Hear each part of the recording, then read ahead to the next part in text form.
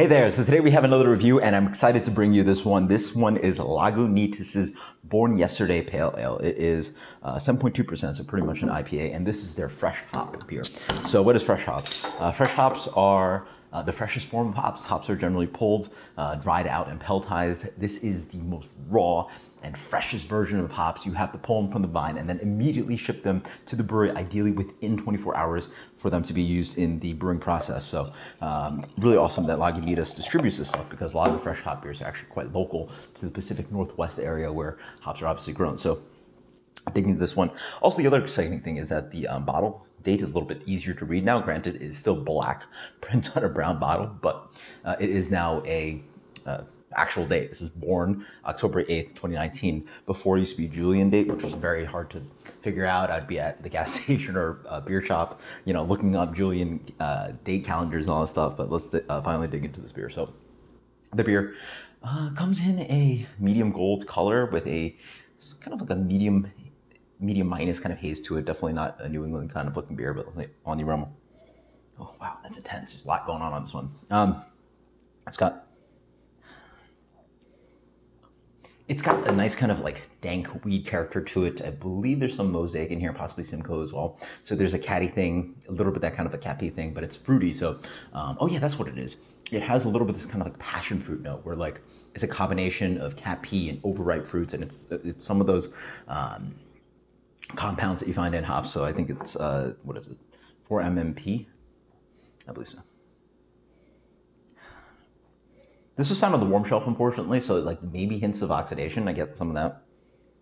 But yeah, it's got a nice kind of like tropical, ripe, like tart passion fruit thing. Almost like some gooseberry as well, which is generally a note in Nelson Sauvin, but those fruits sort of play together. And like guava almost. Cheers, wow.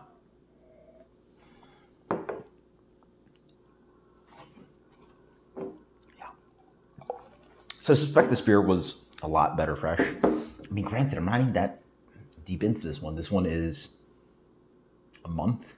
Yeah, a month fresh.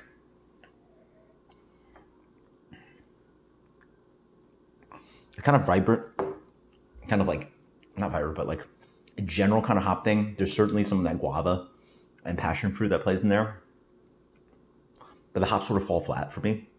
There's not very much distinct specific hop flavor, despite what I was smelling and sort of getting a little bit on palate. And then it just generally has this like kind of bland, kind of like papery thing going on. It's got a lot of hop character to it, as in the sense that I could feel the hops sort of just sticking onto my mouth and on my tongue. But yeah, I mean, again, poor distribution and retail practices. You know, I believe anywhere, I forget how the math goes, but pretty much if a beer's not chilled, you're like aging it 10 times as fast or something like that. Yeah, depending on what temperatures you're at room temperature it passed. So like the fact that this wasn't on the cold section, you know, this was just on the shelf.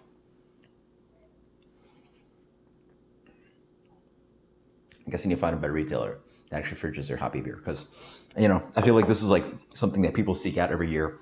And it does seem to have notes of a great IPA, but like it's just like very like bleh.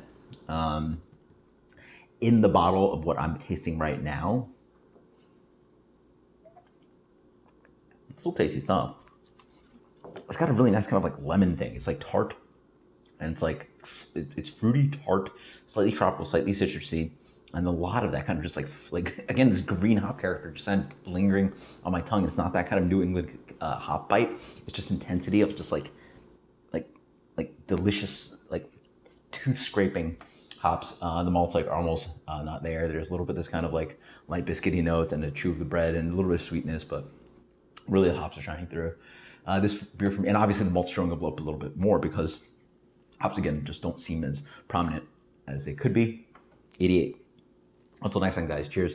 Let me know if this is what Born Yesterday tastes like to you. If it doesn't, maybe I can try to seek out one that actually tastes correct. Until next time, guys, cheers. Later.